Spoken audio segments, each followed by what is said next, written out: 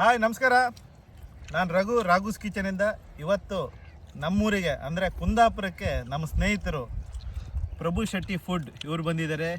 ಹಾಗೆ ರುಚಿ ಮೆಸ್ನ ಮಾಲೀಕರು ಸಂತೋಷ್ ಅವರು, ರುಚಿ ಮೆಸ್ನ ಮಾಲೀಕರು ಮೈಸೂರು ಸಂತೋಷ್ ಅವರು ಬಂದಿದ್ದಾರೆ. ಹಾಗೂ ಇನ್ನೊಬ್ಬರು ಸಂತೋಷ್ ಅವರು ಕೂಡ, ಇವರು ಒಂದು ಒಳ್ಳೆ ಹುದ್ದೆಯಲ್ಲಿರುವವರು, ಅವರು ಕೂಡ ಬಂದಿದ್ದಾರೆ. ಎಲ್ಲರೂ 4 ಜನ ಸೇರಿ ನಮ್ಮ ಕುಂದಾಪುರದ ಕೋಡಿ ಬೀಚ್ ಹತ್ರ ಬಂದಿದ್ದೀವಿ.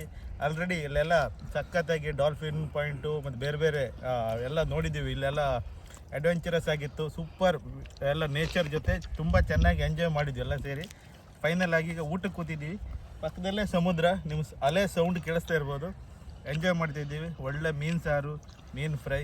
ಈ ಥರ ಲೈಫಲ್ಲಿ ಸುಮ್ಮನೆ ನಾವು 24 ಗಂಟೆ ಕೆಲಸ, ಬಿಸ್ನೆಸ್ಸು ಅಂತ ಎಲ್ಲ ಅದರಲ್ಲೇ ಇರ್ತೀವಿ. ಯಾವತ್ತು ನೋಡಿದ್ರು ಅಟ್ಲೀಸ್ಟ್ ಯಾವಾಗಾದ್ರು ಒಂದ್ಸಲ ಬಂದು ಇಂಥ ನೇಚರ್ ಜೊತೆ, ಫ್ರೆಂಡ್ಸ್ ಜೊತೆ ಎಂಜಾಯ್ ಮಾಡಿದರೆ ಸ್ವಲ್ಪ ಮೈಂಡ್ ರಿಲೀಫ್ ಆಗುತ್ತೆ, ಚೆನ್ನಾಗಿರುತ್ತೆ, ತುಂಬ ಹ್ಯಾಪಿಯಾಗಿರ್ತೀವಿ ಅಂತ ನನ್ನ ಅಭಿಪ್ರಾಯ.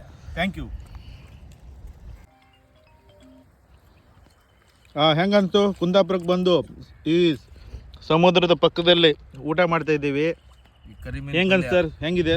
ಕರಿಮೀನ್ ಒಂದು ಪಲ್ಯ, ಈ ಮೀನ್ ಸಾರು, ಈ ಬಾಲ್ಡ್ ರೈಸು, ಜೊತೆಲಿ ಮೀನು ಫ್ರೈ, ಅಂಗಡಿ ತವಾ ಫ್ರೈ ತಿಂತಾ ಇದ್ರೆ ಆಹಾ, ಹೆಂಗಿದೆ? ಫ್ರೆಶ್ ಇದೆಯಾ ಮೀನು? ಸೂಪರ್ ಆಗಿದೆ. Okay fresh. Okay bus brother, ಹೆಂಗಿದೆ? ಸಖತ್ತಾಗಿದೆ. ಸಮುದ್ರ, ಕುಂದಾಪುರ, ಬಾಯ್ಲ್ಡ್ ರೈಸು, ಮೀನ್ ಫ್ರೈ ತಿಂದ್ರೆ ಕಳೆದೋಗ್ಬೇಕು. Very good.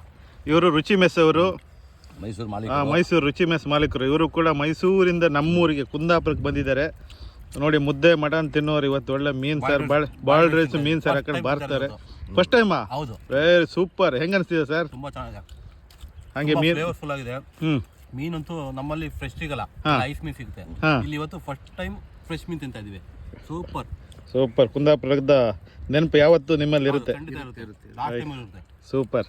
ಹೇಳಿ, ನನಗೆ ಹೇಳ್ತೀನಿ, ನಾನು ಹಂಗೆ ಕಟ್ ಮಾಡಿ ನಾನು